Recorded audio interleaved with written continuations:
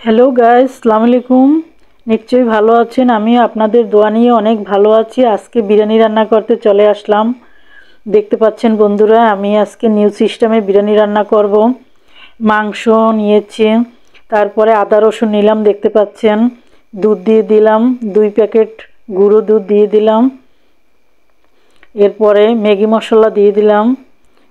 এই মশলাগুলো একবারে সব কিছু আমি ম্যারিনেট করব, সুন্দর করে ম্যারিনেট করে। তারপরে দেখতে পাচ্ছেন এই যে 1 টেবিল চামচ সিরকা দিয়ে দিলাম।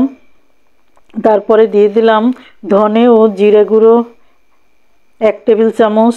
তারপরে স্বাদ মতো একটু লবণ দিয়ে দিলাম। দেওয়া হলে পরে আমি সুন্দর করে ম্যারিনেট করে নিচ্ছি। এভাবে করে মাংসটা ম্যারিনেট করে আমি 1 ঘন্টা রেখে দেব।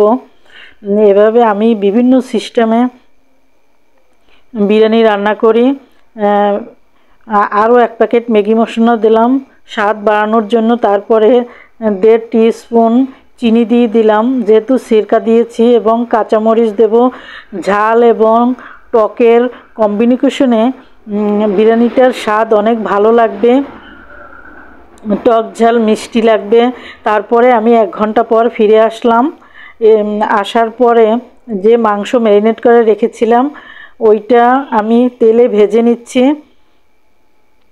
এই জন্যই আমি নিউ সিস্টেম বলতেছি। এই বিভিন্ন সিস্টেমে আমি এক এক সময় এক এক রকমের বিরিয়ানি রান্না করি, তাইলে বিরিয়ানির কালারও বিভিন্ন রকমের হয়, খেতেও ভিন্ন ভিন্ন স্বাদ হয়। তাই আমি যখন যেভাবে আমার ভালো লাগে তখনই ওইটাই আমি করি। তারপরে আলুটাও কিন্তু ভেজে নিচ্ছি, বাকি কিছু মাংস ছিল ওটাও আলুর সাথে ভেজে নিলাম। দেখতে পাচ্ছেন বন্ধুরা, লাল লাল করে ভেজে নিয়েছি। এই বিরিয়ানিটা একবার হলেও আপনারা রান্না করে খেয়ে দেখবেন, অনেক স্বাদ লাগে। পেঁয়াজ কিন্তু আমি তেলের ভিতর ভেজে নিয়েছি। ব্রাউন কালার যখন হয়েছে তখন ওই যে মশলা দিয়ে আমি মাংস ম্যারিনেট করে রেখেছিলাম ওই মশলাটাই আমি আবার পেঁয়াজের মধ্যে ভুনে নিচ্ছি। বাড়তি কোনো মশলা ইউজ করব না। এই মশলার মধ্যেই আমি পোলাও চালটা সুন্দর করে ভুনে নেব। ভুনা এখনও হয়নি, আরও ভালো করে ভুনে নিচ্ছি। তারপরে কাঁচামরিচ দিয়ে দিচ্ছি। এখানে কোনো গুঁড়ো মরিচ এবং গুঁড়ো হলুদ আমি কখনোই বিরিয়ানিতে ইউজ করি না। গরম মশলা দিয়ে দিলাম, এলাচি, দারচিনি এবং লবঙ্গ।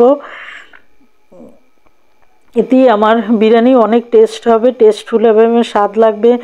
রান্না হলো একটি আর্ট, এবং রান্না এবং আমাদের মনের ভাবের সাথে অঙ্গাঙ্গিভাবে জড়িত, এবং অনেকটাই কিন্তু মিল আছে। যেই দিন আমাদের মন খারাপ হয় ওই দিন কিন্তু আমাদের কোনো মহিলাদেরই কিন্তু রান্না ভালো হয় না, এবং মন যেদিন ভালো হয়, মন দিয়ে আমরা যেদিন রান্না করি ওই দিন কিন্তু রান্নাটা আমাদের অনেক অনেক স্বাদের হয়, অনেক টেস্টফুল হয়, খেতে অনেক ভালো লাগে। কিন্তু মন খারাপ করে যদি আমরা যেদিন রান্না করি ওদিন রান্না খারাপ হবেই। আপনাদের আমাদের মনের মাধুরী মিশিয়ে আমরা যদি আমাদের নিজেদের করে সুন্দর করে আমরা যদি রান্না করি, তাইলে আমাদের রান্নার টেস্ট ভালো হবেই। এক একজনের রান্নার সিস্টেম এক এক রকমের রান্না কিন্তু আমার হয়ে গিয়েছে। বন্ধুরা, আমার বিরিয়ানির কনসিস্টেন্সিটা কেমন হয়েছে অবশ্যই